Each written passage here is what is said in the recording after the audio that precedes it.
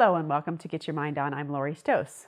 I had a really great week this week with a number of clients, and I want to share with you a few stories. The first one was with a group of high-performing salespeople where we spent the whole day together. And, of course, they were like, oh my gosh, a day with you. And, of course, I always love that because I want to help them feel very fulfilled by the end of the day. But we were sitting there doing an opening activity about one truth and one lie, helping people to get to know each other better in a more life humorous way. And so we were going around the room and people would give what's one truth and one lie about yourself. And so this young gal, she was so sweet, she said, I've married my high school sweetheart, or I love cars. And so everybody's, guessing, well, she married her high school sweetheart. And so she goes, no, I love cars. And her eyes got big and she got very animated and she started talking about cars, and the guys were asking her, well, what kind of cars? I like all cars. I like little cars. I like big cars. And so she just changed her demeanor about her because you got her talking about something she was really passionate about, which no one in the room knew. Maybe a couple of people knew, but no one really knew how passionate she was until she started having that conversation. And the second situation, I was sitting interviewing, doing a final interview for a call center manager candidate, and we were taking him through the interview. Poor guy sitting there with three of us, going through that process and doing a great job answering the questions. And I asked him about managing people and what does he like to do when it comes to managing people and what's his approach. And you would have thought I handed him a $50,000 check. He sat up and leaned forward and just really got passionate talking about how I love to walk around the floor and talk to people and give them feedback and help them grow, and I role play with them and really want to make sure when I walk away that they know what they're doing and they feel confident. He goes, and even the next day I call them. If I'm not there, I call them and I ask them how it went. And he just got animated and big and excited, and his emotion was just so strong. And I saw in him a great passion that he had for managing people. So today our topic is passion, as if you can't tell by now. And really, what is passion? Passion is that enthusiasm, that excitement, that emotion that exudes from someone. Now, some people don't necessarily have to think that it's passion like I am, always very animated and big and maybe a little bit loud. It could be even softer, but it's really something that you're excited about. Whether it's just having a conversation with someone that you could talk for hours about something that's really, really meaningful for you, whether that's something about your work, could be something about your family, a hobby, and any topic or subject that really, really gets you excited. So let's stop and think about what's your passion.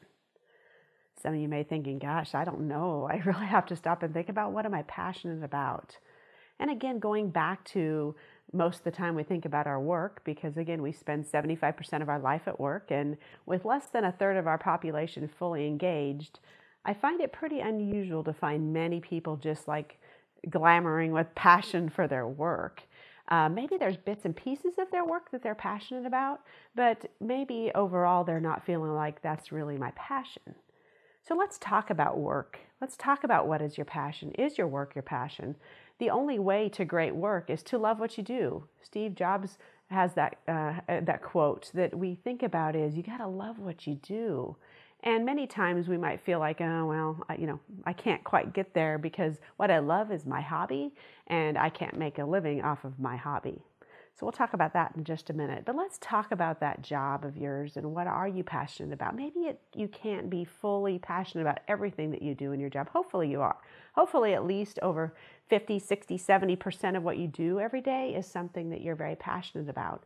So take some time to think about that. What are you passionate about in your work? If it's really not that, if you are on that lower half, you probably need to reconsider a little bit about what am I passionate about? So that's something to really think about in terms of passion when we spend so much time at work. What am I passionate about? So I can express that and do more of that kind of work. Now, sometimes can our passions get too intense? Meaning, if we love our work or we love something so much, can it get in the way? And it can. That another word for that would be a workaholic. And that we're so passionate about what we do that we kind of ignore everything else in our life, that maybe our family life isn't as passionate as we'd like to, or some of the other things on the side, we don't really have any hobbies that we're passionate about. So we take all that time and effort and put it into work. So just remember that has to be in moderation and managed well.